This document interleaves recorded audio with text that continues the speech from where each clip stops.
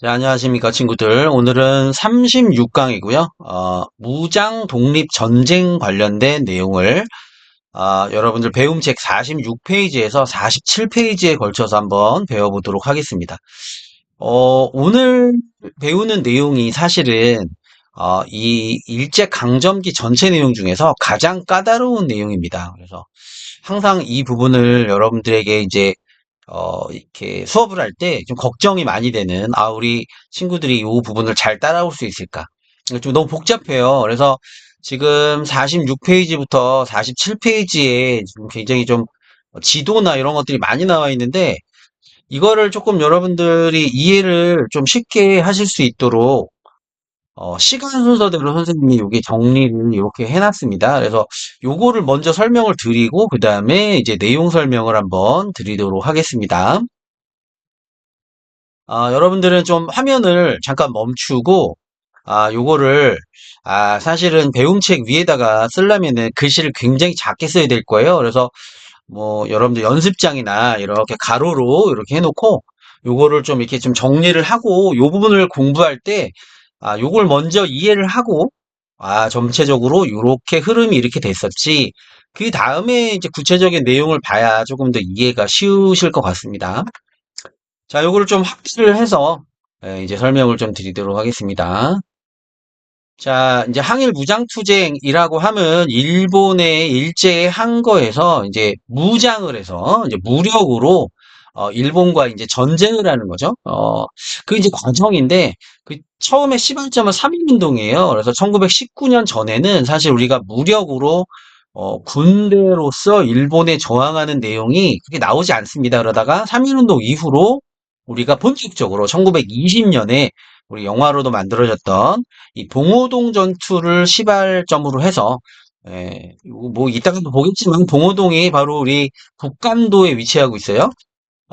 봉오동 전투에서 우리가 큰 승리를 거두었죠. 그래서 일본 애들은 어떻게 보면은 우리 독립군이 정규 군대도 아니고 일본 군대 입장에서 봤을 때는 저 오합지졸이라고 평가가 되는데 대패를 당했단 말이죠. 그래서 복수하기 위해서 이제 청산리 전투가 또 일어나게 됩니다. 근데 청산리에서 지게 되는 거야. 그러니까 이제 일본 애들이 이제 분노가 이제 확 나겠죠. 그래서 근데 이제 우리 독립군들은 다 이제 여기 이 어떤 상륙 지형 이런 것들을 우리가 잘 활용을 해서 다 이제 풀신한 상태였고 해서 안도 지역에서 분풀이를 하게 되는 겁니다. 그래서 우리 이제 민간인 마을을 막 불을 지르고 사람들을 죽이고 우리가 이런 것들을 참담한 변이다 이런 표현을 쓰잖아요. 그래서 1920년에 간도 참변이 일어나서 여기서는 더 간도에서 활동을 하면 우리 그 동포들이 더 큰 피해를 입겠다 해가지고 이 독립군 부대들이 다 모여가지고 연합을 해서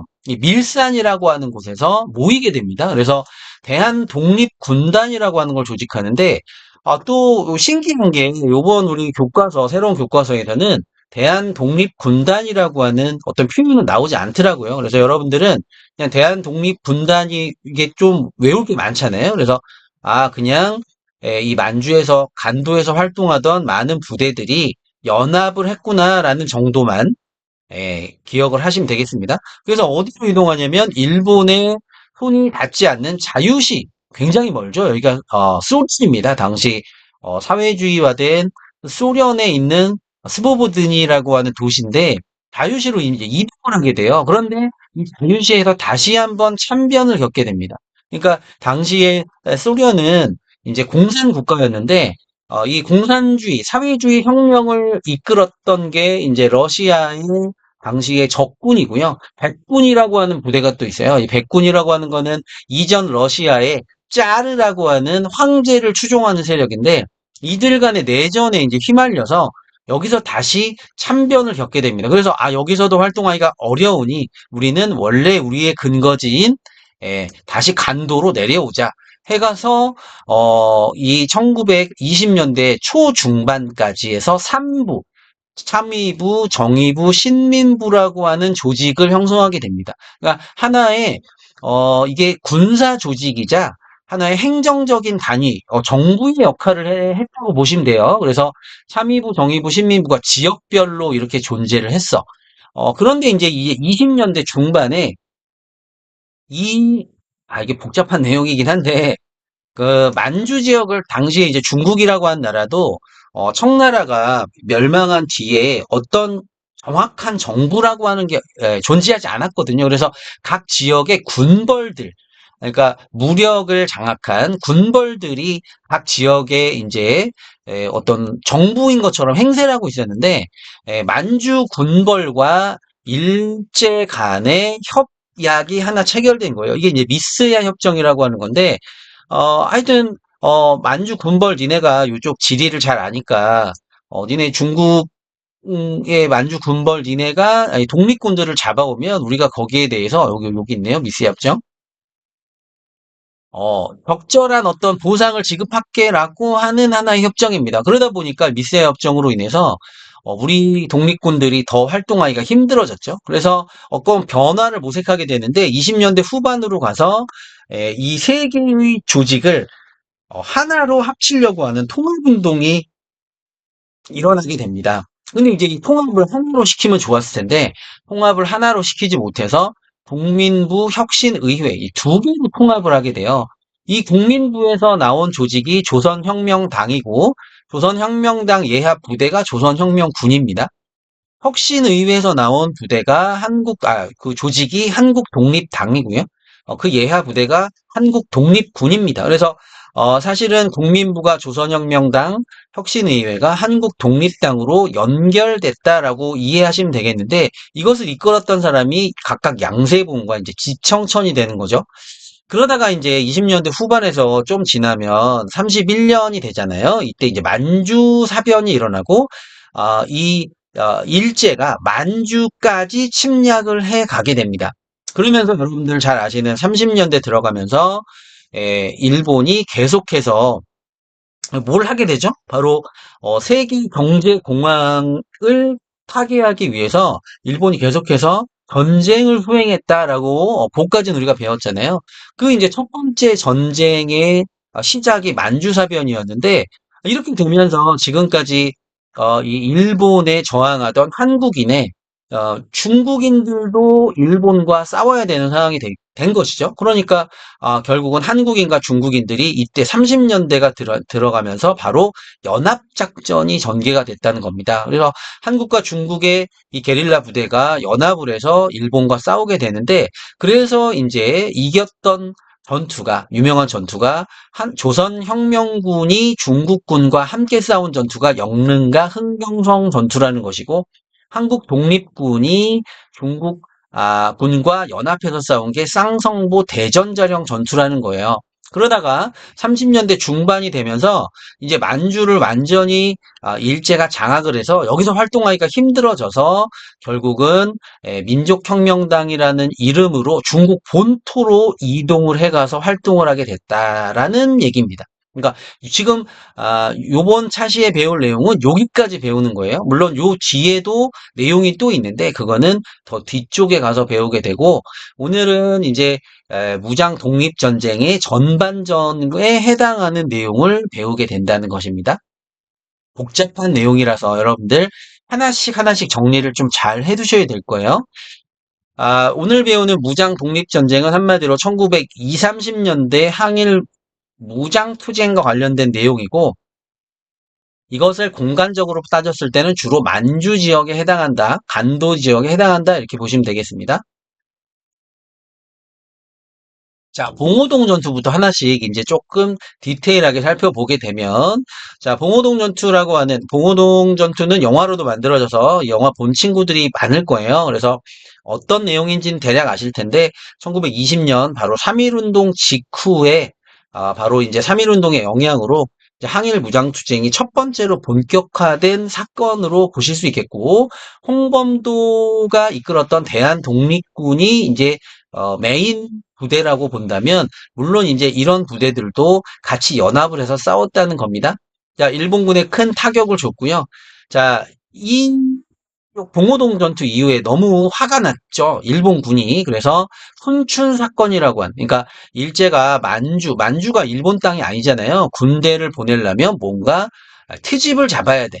그죠? 명분이 있어야겠죠. 그래서 중국의 마적이라고 하는 뭐 지금으로 따지면 조폭이죠. 매수해가지고 일본의 영사관 일본인은 얘네들이 공격하게 만들어서 일제가 만주에 군대를 보낼 어떤 그 계기를 만든 사건이 훈춘 사건입니다. 어쨌든 훈춘 사건을 계기로 일본군 2만 명이 만주로 들어오게 됐고 이때 이제 김좌진이 이끄는 북로 군정서군 이 북로 군정서군은 주로 이제 그 북간도에서 1910년대 활동했던 중광단이 연계되는 그러니까 대종교도들이 많이 참여해서 만들어진 부대라고 전 시간에 여러분들 배운 바가 있습니다. 거기에 봉오동 전투에 참여했던 대한독립군까지 연합을 해서 싸우게 돼요.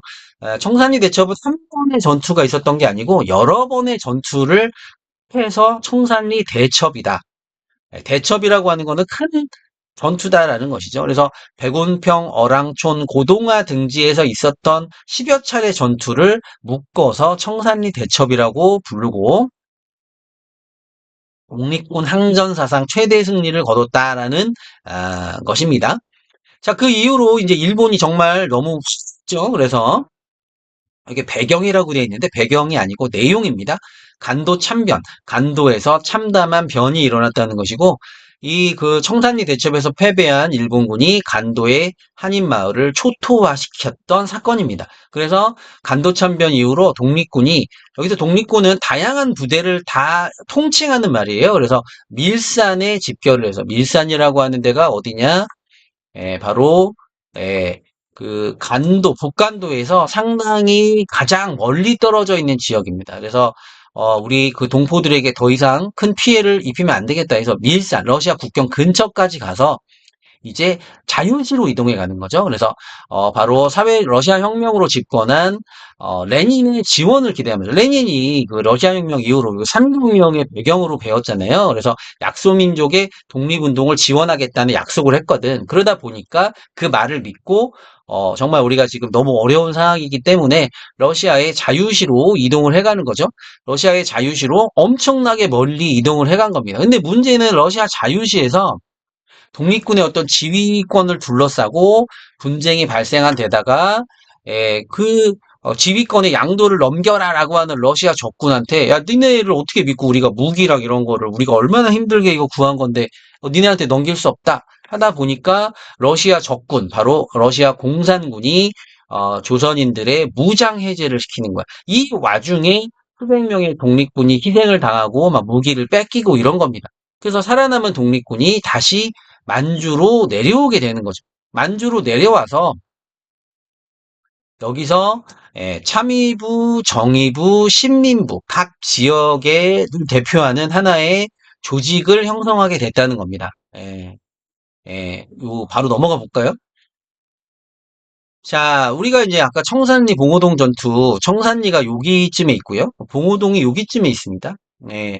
백두산에서 좀 가까운 게 청산리고, 그거보다 또 북쪽에 있는 게 봉오동이에요. 그래서 청산리 전투 같은 경우는 시험에 나올 때 백운평 전투, 어랑촌 전투, 고동화 전투가 나옵니다. 이런 게 나오면 이거 배운 적이 없는데 그렇게 하시면 안 되고 이걸 묶어서 청산리 대첩으로 부른다라고 이해하시면 되겠고 자, 봉오동 전투가 먼저였고요. 두 번째 청산리 대첩이 있었고 간도 참변이 일어났죠. 그래서 간도 참변을 피하기 위해서 밀산부로 이동을 해서 대한독립군단이라는 이름으로 독립군 연합부대를 구성해서 자유시로 이동해 갔는데 자유시에서 다시 참변이 발생했다. 그래서 다시 만주로 내려와서 참의부, 정의부, 신민부 3부를 구성하는데 3부는 군정기관, 분산적인 성격이 있는 부대인 동시에 민정조직이었다. 민정조직이 뭐니? 하나의 어떤 행정부의 역할을 했던 거예요. 그래서 공화주의 자치정부적인 성격을 각각 갖고 있었다는 거죠. 근데 이제 약간 디테일하게 보면 참의부는 이게 이제 우리 임시정부 때 나왔었어. 육군 주만 참의부 해가지고 대한민국 임시정부의 직속 부대 역할을 했던 바로 조직이고요. 신민부 같은 경우는 만주 자유시참변에서 살아남은 부대들이 다시 돌아와서 이 자유시에서 귀환한 부대를 중심으로 만들어진 조직이다라고 우리가 볼 수 있겠습니다. 자, 이렇게 23년부터 25년 정도까지 3부가 형성이 됐는데 25년에 만주 군벌과 당시 만주 군벌을 대표하는 사람이 장쩌린이라고 하는 중국 사람이었고요. 조선 총독부의 경무국장 이름이 미스야였습니다. 그러니까 만주 군벌이라고 하는 애들도 사실은 조폭 같은 애들이기 때문에 어떤 그 도덕성이나 이런 걸 찾아보기 힘들어요. 그러니까 뭐 돈 주면은 다 하고 막 이런 애들이고 조선 총독부의 이제 그 미시아라고 하는 애도 어떻게 수단 방법을 가리지 않고 이 한국의 독립군들을 처분하기 위한 어떤 방법을 찾았기 때문에 만주 군벌하고 이런 식으로 결탁을 하게 된 거죠. 그래서 만주에서 활동하는 독립군들이 일본군들을 크게 승리할 수 있었던 거는 뭐냐면 지역에 대한 이해도가 높잖아요. 일본 애들은 여기 처음 와보는데 우리는 이미 이제 1910년대 10년 이상을 여기 살았기 때문에 거기에 대한 어드밴티지가 있는 거죠. 그런데 문제는 만주 군벌이라고 하는 애들은 우리보다 더 오래 이 지역에서 거주했기 때문에 독립군들이 어디에 숨어 있을 만할지를 다 이제 알고 있다는 거죠. 그렇기 때문에 우리 독립군 입장에서는 이제 만주 군벌이 그 일제와 손을 잡았다는 것 자체가 굉장히 조금 공포스럽지 않았겠습니까? 예. 우리의 어드밴티지를 더 많이 갖고 있는 애들이 만주 군벌이기 때문에 그랬다는 것이죠.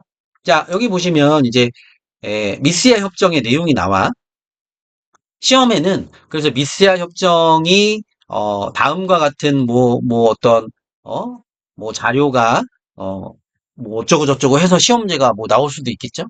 그래서 요런 내용을 보고 여러분들이 여기 보시면 뭐 중국 관원이 중국 사람이 한국인의 뭐 무기를 소지하고 뭐 하는 거를 뭐 해서 체포해서 일본 경찰에 인도한다. 중국과 이렇게 보시면 안 돼요. 중국과 일본이 한국의 독립군들을 넘긴 내용입니다. 미스야 협정이다라는 거를 여러분들 기억하시고요. 20년 후반이 되면 통합운동이 하나의 트렌드였어요. 사실은 요게 이제 삼부 통합운동이 나오지만 20년대 후반으로 넘어가면서 사회주의와 민족주의 계열을 통합하는 이런 운동들이 굉장히 많이 일어나게 되거든요.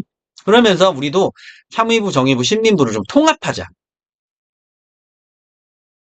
이런 움직임이 나타났는데, 이걸 하나로 통합했으면 여러분들 좀 공부하기도 쉽고 그랬을 텐데, 안타깝게도, 남만주와 북만주로 나뉘어가지고, 남만주에는 북만주에는 혁신의회가 만들어집니다. 그래서 국민부에서 조선혁명당, 조선혁명군이 나왔고, 혁신의회에서 한국독립당, 한국독립군이 나와요. 자, 혁신의회 히읗, 한국독립당, 한국독립군의 히읗 라인을 잘 보시고요. 그렇죠. 히읗 라인으로 가는 겁니다. 근데 여기 보면 여기는 선이고 여기는 화살표야. 점으로 된 화살표. 이 차이가 뭐냐면 이것까지는 여러분들이 잘 모르셔도 되지만 설명을 드리면 국민부는 조선혁명당을 국민부 자체에서 결성을 한 거예요. 그리고 그 아래에 조선혁명당 아래의 부대로서 조선혁명군을 조직한 건데 혁신의회는 사실은 한번 됐어요. 혁신한 다음에 혁신의회에 가담했던 사람들이 한국독립당을 결성한 겁니다. 그러니까 약간 이제 여기서 끊어지게 되는 거지. 어쨌든 여기서 활동했던 사람이 일로 연계가 된 거기 때문에 요렇게 개통이 갔다라고 그냥 여러분들 이해를 하시면 된다는 겁니다. 자, 이러다가 31년에 만주사변은 여러분들 연도를 반드시 기억하셔야 돼요. 31년에 만주사변이 일어나면서 일제가 만주에 대한 어떤 야욕을 드러내게 됩니다. 그렇게 되면서 이제 만주는 중국 땅이지 않습니까? 그래서 한국과 중국이 연합해서 일제와 싸우는 형태가 됐다. 그래서 한중 연합작전은 언제? 1930년대 초반 만주사변 이후로 등장한다는 걸 잘 기억하시고요. 자, 만주사변 이후로 중국에 일제가 만주국이라고 하는 나라를 세우게 돼요. 왜 일제가 만주국이라는 나라를 세웠는지에 대해서는 수업 시간에 설명해 드리도록 하겠습니다.